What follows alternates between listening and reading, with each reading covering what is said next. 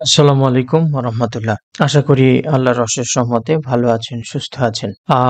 আমার রিপোর্টের যে পর্যালোচনাগুলো সেগুলো আপনাদের বেশ ভালো লাগছে বলে আমাকে জানিয়েছেন। যারা জানিয়েছেন আপনাদের সবাইকে শুভেচ্ছা এবং অভিনন্দন জানাচ্ছি। আপনাদের মূল্যবান মতামতগুলো আমাকে জানালে আমি অনুপ্রাণিত হই এবং আপনাদের জন্য নিত্য নতুন কাজগুলো করতে আমার বেশ ভালো লাগে। আপনারা নিশ্চয়ই অবগত আছেন আমি একজন হোমিওপ্যাথি প্র্যাকটিশনার। আমি সাধারণ মানুষদের জন্য কাজ করছি এবং হোমিওপ্যাথি সম্পর্কে যে সমাজে কিছু মিথ্যা ভ্রান্ত ধারণা আছে সেগুলো দূর করার জন্য আমি কাজ করছি। সবাই একরকম নয়, তবে যারা ডাক্তার, যারা সেবক তারা অনেক অংশেই একরকম। স্ক্রিনে যে রিপোর্টটা দেখতে পাচ্ছেন এটা হচ্ছে এক্স-রে করা চেস্ট এক্স-রে। চেস্টের বুকের ছবি তোলা হয়েছে, যেটাকে PA ভিউ বলা হয় আর কি। আচ্ছা, আমরা বিভিন্ন কারণে এক্স-রে রোগীদেরকে দিয়ে থাকি। এই রোগীটার জন্য যে জন্য দেওয়া হয়েছিল তার ফুসফুস এবং হার্টে পানি আছে কিনা সেজন্য ফুসফুসে এবং হার্টে বা হার্টের অবস্থা এবং ফুসফুসে পানি আছে কিনা সেজন্য এটাকে এই রোগীকে এই এক্স-রে দেওয়া হয়েছিল। এই রোগীর মেন কমপ্লেন হচ্ছে সে বংশগত কার্ডিয়াক পেশেন্ট। দেখেন এক্স-রেতে প্রথমে ট্র্যাকিয়া দেখা যাচ্ছে, নাম ধাম সবকিছু লেখার পরে চেস্ট PA ভিউ এর নিচেই দেখেন এখানে কি দেখা যাচ্ছে, ট্র্যাকিয়া নরমাল ইন পজিশন, ভালো অবস্থায় আছে, কোনো চাপ, সাইড সুইট বা কোনো কিছু লক্ষ্য করা যাচ্ছে না। তারপরে আছে ডায়াফ্রাম। ডায়াফ্রামের উভয় পাশেই সিপি কণ থেকে কিছুটা ব্রুলেন্ট ভোঁতা ভাব দেখা যাচ্ছে, সাধারণ যা ওই যে ফুসফুসে যে পানি জমার কথা বলি এই রকম একটা ইঙ্গিত আমরা ডায়াফ্রাম থেকে পাচ্ছি। আমরা হার্টটা যদি তাকাই তাহলে দেখছি mild enlarge in transverse diameter, ফলে হার্টের যে শেপটা সেখান থেকে কিছুটা বড় হয়ে গেছে, মাইল্ড হয়ে গেছে, যেটাকে আমরা মাইল্ড কার্ডিওমেগালি বলে থাকি। যা একটা মানুষ যখন অতিরিক্ত স্ট্রেসের মধ্যে থাকে, দুঃখে থাকে, কষ্টে থাকে, বিভিন্ন মানসিক যন্ত্রণায় পীড়ায় থাকে, তখন এরকম হতে পারে। আবার কাজকর্মের ফলেও অনেক সময় হতে পারে। এরপরে আমরা হার্টের পরে লাংস অ্যান্ড থোরাক্সের দিকে যদি তাকাই তাহলে কি পাবো? আমরা এখানে পাচ্ছি ফুসফুসের নিচের দিকে কিছু দাগ, ছোপ ছোপ দেখা যাচ্ছে, যা ফুসফুসের মধ্যে পানি জমা, ইডিমা একটা লক্ষণ। আর বোনসের দিকে যদি তাকাই তাহলে কোনো স্বাভাবিকতা নাই থোরাক্সের মধ্যে। আমি এই ভিডিও এই যে এই এক্স-রেটা যে দেখছেন তো এটা হচ্ছে ফিল্মটা। দেখেন তো হার্টটা দেখেছেন কত বড় হয়েছে, শেপটা দেখেছেন? আবার ফুসফুসের অবস্থাগুলো দেখেন, দেখেন ফুসফুসটা এই যে আমি যদি ছোট করি এই অবস্থা দাঁড়াচ্ছে, বুঝতে পারছেন তো? স্পষ্ট বোঝা যাচ্ছে যে ফুসফুসে পানি ধরে গেছে, ইডিমা ফুসফুসে পানি আছে। তাহলে এই রিপোর্টের থেকে আমরা কি বুঝলাম? এই এক্স-রে থেকে যদিও নিচে বলে দিছে, কিন্তু তো ওই ছবি দেখে ছবির সঙ্গে একজন ডাক্তারকে মিলাইতে হবে যে এগুলো ঠিক আছে কিনা। অনেক সময় কিন্তু ঠিক থাকে না। যেমন কিছুদিন আগে একটা আল্ট্রাসোনোর আমি রিপোর্ট দেখছিলাম রাজশাহীর কোনো একটা সুনামধন্য হসপিটাল এবং ক্লিনিকের, যেখানে ওই ওই পেশেন্ট আমাকে বলছে আমি আপনার কাছে এসেছি, আজকেও আমার মেনস্ট্রুয়েশন চলতেছে, কিন্তু আমি আল্ট্রার দিকে তাকিয়ে দেখছি যে তার ইউটেরাসই নাই। আল্ট্রাতে লেখা ইউটেরাসই নাই। তাহলে রোগীর মেনস্ট্রুয়েশন হচ্ছে চলমান আর আল্ট্রাতে ইউটেরাস নেই। গন্ডগোলটা বুঝতে পারছেন তো? তাই শুধু ওই যে প্যাথোলজি রিপোর্ট সেটা দেখলে হবে না, ওটার সঙ্গে রোগের কমপ্লেন মিলছে কিনা সেটাও দেখতে হবে। আচ্ছা, তাহলে আমরা কমেন্ট শেষে কি পাচ্ছি? এই রোগীর সমস্যা কি পাচ্ছি?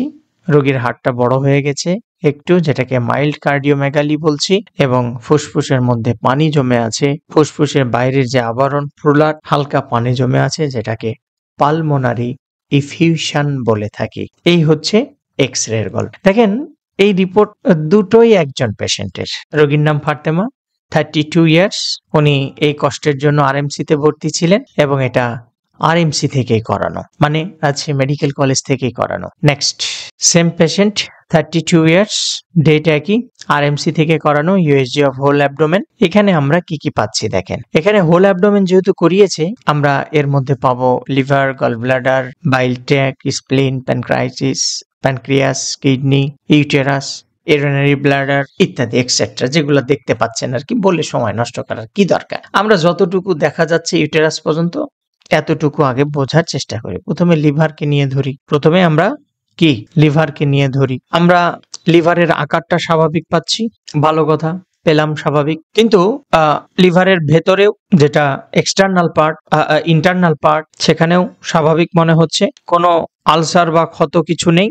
তবে ঠিক কার্ডিয়াক যে চেম্বার আছে IVC, inferior vena cava, hepatic vein বা যেটা লিভারের শিরা রগ বলি, ওই জায়গাটা একটু ফোলা ফোলা মনে হচ্ছে। কনজেস্টিভ লিভারের লক্ষণ এটা। ফলে আমরা রোগীর মধ্যে কি কি পেতে পারি? আমরা রোগীর মধ্যে মানে এই যে কনজেস্টিভ লিভার বলতে কি বোঝায়, মানে যখন হৃৎপিণ্ডটা বিশেষ করে ডান পাশে রক্ত পাম্প করতে ঠিকমতো ব্যর্থ হচ্ছে, তখন আমাদের লিভারে রক্ত জমা হতে শুরু করে। এর ফলে লিভারটা আস্তে আস্তে ফুলে যায় এবং লিভারের যে কার্যকারিতা সেটা আস্তে আস্তে কমতে থাকে। এই জিনিসটা পাচ্ছি। ফলে রোগীর পেটের ডান পাশে ভার অনুভব হতে পারে, পেট ফুলে যেতে পারে, পানি জমতে পারে, অ্যাসাইটিস হতে পারে, বুক ধড়ফড় করতে পারে, শ্বাসকষ্ট হতে পারে, পায়ের গোড়ালি ফুলতে পারে, বমি বমি ভাব হতে পারে, অরুচি আসতে পারে, ক্লান্তি, দুর্বলতা, প্রস্রাব কমে যাবে, হেপাটোমেগালি ইত্যাদি ইত্যাদি লক্ষণগুলো সামনে এসে দাঁড়াবে। বুঝছেন তো? রিপোর্ট বোঝা কত কিছু হাতুড়িয়া মার্কা হোমিওপ্যাথি ডাক্তার আছে যারা রিপোর্ট বোঝে না, যারা বলে কিনা সিমটমস দিয়েই সব হয়। আরে মশাই, এই যে লিভারটা কাজ করছে না, ব্লাডটা এক জায়গায় জমা হয়ে বড় হচ্ছে, কনজেস্টিভ লিভার হচ্ছে, কি করে সমাধান করবে? সার্কুলেশন কি করে শুরু করবে? ও রক্ত বের হতে হবে, নাহলে ওখানে রক্ত জমা হতে হতে একসময় ক্যান্সার তৈরি হতে পারে। তখন কি করবেন? এই কদিন আগে একটা রোগী আসছিল পিত্ত পাথর নিয়ে, দীর্ঘদিন ধরে পিত্ত পাথরে ভুগছে, পিত্ত পাথর বলছে, কিডনি পাথর। এক হোমিওপ্যাথি ডাক্তারকে দেখিয়েছেন, 4 বছর থেকে দেখাচ্ছেন, কিন্তু উনি লিভার ক্যান্সারের রোগী। চেহারা দেখে সিমটম শুনে আমি বলে দিচ্ছি আপনার লিভার ক্যান্সার হয়েছে। আমি আমার পেজে কেসটা শেয়ার করলাম। এক কলেজের প্রফেসর, হোমিওপ্যাথি কলেজেরই প্রফেসর, সে ওখানে কমেন্টস লিখলো, লিভারের কি হয়েছে সেটা দেখার সময় নেই, বোঝার দরকার নেই, কিডনিতে পাথর, ওটা আগে দেখেন। ও মরতেছেও কিডনি পাথর নিয়ে পড়ে থাকলে হবে? ওর তো এমনি হাইড্রোনেফ্রোসিস হয়ে গেছে, ওর এজ হলো 60। আপনি কোনোদিন ওই 60 বছরের বুড়োর পাথর বের করতে পারবেন? ওর ব্লাডার গুলো কি আপনার ওই 25 বছরের যুবকের মতন সোজা সাপটা আছে? কাকে কি করতে হয় এটাও জানেন না বাবু। কলেজের মাস্টার মশাই হয়েছেন, কিন্তু একটা পেশেন্টের ম্যানেজমেন্ট আপনি বুঝেন না। জানি না, বাবার কতগুলো জমি বিক্রি করে কলেজের মাস্টার মশাই হয়েছেন। আমিও হতে পারতাম, পারিনি। চাকরি পছন্দ না, গোলামি পছন্দ না। বলবেন পাননি তাই এ কথা বলছেন। আমি 1 মাসে যা স্যালারি পেতাম আপনি 10 বছরেও তা কোনোদিন পাবেন না, যদি চুরি বাটবারি না করেন। এবার আসি গল ব্লাডারের কথায়। আমরা দেখেন গল ব্লাডার সব পাচ্ছি স্বাভাবিক, পুরুত্ব স্বাভাবিক, সবকিছু স্বাভাবিক। পিত্ত নালীর দিকে তাকান, ওটাও প্রশস্ত হয়নি, ফোলা নয়। এই দুটোর দিকে তাকিয়ে লিভারের ওটা যদিও গুরুতর, তারপরেও কিন্তু সামনে আগানো যায়। বাংলায় প্লিহা বলেন, যেটাকে স্প্লেন বলা হয়, বাংলায় অগ্নাশয় বলেন, যেটাকে প্যানক্রিয়াস বলা হয়, এগুলা সব ভালো। কিডনির দিকে তাকান, বোথ কিডনি আর নরমাল, মানে 2 কিডনি স্বাভাবিক, ভিতরের সবকিছু ঠিকঠাক আছে, কোনো ফোলা নেই, হাইড্রোনেফ্রোসিস নেই, প্রস্রাব জমে যাওয়ার ভাব সেগুলোও নেই, কোনো পাথরও নেই, ভালো। কিডনিও ভালো আছে। ইউটেরাস অস্বাভাবিকতা নেই, ইউরিনারি ব্লাডার কোনো ক্ষত, ইনফেকশন কিচ্ছু নেই। এরপরে আসি ইউটেরাসের গল্পে।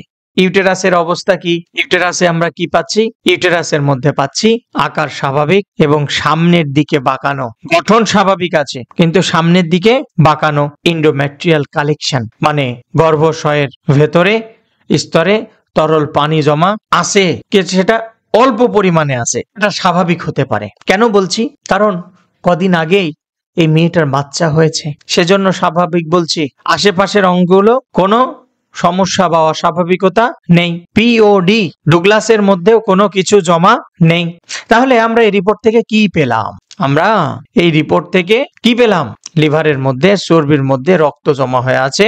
তার কারণ হলো হৃৎপিণ্ডের, হার্টের দুর্বলতার কারণে সে ঠিক মতো কাজ করতেছে না, সেজন্য আমরা কার্ডিওমেগালি পেলাম। এবং এই রোগীর অতীত হিস্ট্রি আমি জানি, ফুসফুসে হালকা পানি জমে আছে, এক্সরে রিপোর্টে পেলাম। এই দুটো রিপোর্টের এটা হচ্ছে সংক্ষিপ্ত সার অংশ, সোজা কথা। আল্ট্রাসোনো থেকে হার্টের দুর্বলতার কারণে ফুসফুসে কি, লিভারে কি রক্ত জমে আছে, কারণ সে দুর্বল, চাপ দিতে পারছে না, পাম্প করতে ঠিক মতো পারছে না। এক্সরেতে ফুসফুসের মধ্যে হালকা পানি জমে আছে, হার্টটা বড় হয়েছে, আর বাচ্চা যেহেতু হয়েছে কয়েকদিন আগে, সেজন্য তার অগ্নাশয় আছে, তার মধ্যে কিছু পাওয়া যাচ্ছে, এটা স্বাভাবিক, এটা নিয়ে কোনো টেনশন নেই। এখন কথা হলো এই রোগীর চিকিৎসা কোন দিকটায় আগে লক্ষ্য করব এই রোগীর ক্ষেত্রে, খুব ইম্পর্টেন্ট প্রশ্ন। তাহলে এই রোগী আপনার কাছে কি সিমটমস নিয়ে আসছে, প্রেজেন্ট কমপ্লেন, তার দিকে আগে আপনার দৃষ্টি দিতে হবে। যেমন আমি বাচ্চাকে দুধ খাওয়াইতে লাগলেও আমার শ্বাসকষ্ট হচ্ছে, আমি কিছুটা নড়াচড়া করলে ভালো বোধ করছি, কিন্তু শুইলে আমার আবার শ্বাসকষ্ট বাড়ছে, এগুলোর উপরে দাম দিতে হবে বেশি। আমার কোনোভাবেই দুর্বলতা কাটছে না, এটার উপরে দাম দিতে হবে বেশি। মানে হার্টের যে কার্যকারিতাটা লস হচ্ছে, ফলে লিভারে রক্ত জমে যাচ্ছে, ওই হার্টের যে দুর্বলতাটা, এটা 31% আছে এই রোগীর ইকোকার্ডিওগ্রামে। নেক্সট ভিডিওতে এই পেশেন্টের ইকোকার্ডিওগ্রামটাও আমি আলোচনা করব। ওখানে দেখবেন এখান থেকে ওই 31 থেকে 46 থেকে নিয়ে 75 পর্যন্ত আমাকে এগিয়ে নিয়ে যেতে হবে, তবেই এই রোগী পরিপূর্ণ সুস্থতার দিকে যাবে। এভাবেই আমি ডাক্তার সাদ রিপোর্ট পর্যালোচনা করে রোগীর কষ্টগুলো বুঝে রোগী কি চাচ্ছে তার উপরে ভরসা করে চিকিৎসা প্রদান করে থাকি। মায়ে খেদানো, বাবায় খেদানো, এই ওস্তাদ ওই ওস্তাদ, আমার বিভিন্ন ওস্তাদ, তাদের কাছ থেকে আমি কিছু নিয়ে আমার মতো করে ওটাকে আমি ব্যবহার করি। আমি কারো নির্দিষ্ট মেথড বা কারো অনুসারী না, কারণ আমি বইপত্র পড়তে গিয়ে দেখেছি, নাম বলছি না, আপনারাও যারা পড়াশোনা করেন, এগুলা ডাক্তারদেরকে বলছি, সাধারণ মানুষদেরকে নয়, স্পেসিফিক ভাবে তাদের অভিজ্ঞতায় লিখে যায়নি কোনটার পরে কোনটা ভালো কাজ করে। একটা সুনামধন্য বইতে লেখা আছে পাইলসের জন্য সালফার এবং নাক্স ভূমিকা কাজ করে, উনি বলে যায়নি সালফার আগে দিয়েছিল নাকি নাক্স আগে দিয়েছিল, সালফার সকালে দিয়েছিল নাকি নাক্স সকালে দিয়েছিল। হোমিওপ্যাথি এক রহস্যময় চিকিৎসা বিজ্ঞান, এটাকে সাধনা করে অর্জন করতে হয়, যে যেমন সাধন করে তার কাছে সেভাবে ধরা দেয়। আমার কাছেও যেভাবে ধরা দিয়েছে আমি ওভাবেই চিকিৎসা করছি। আল্লাহ হাফেজ।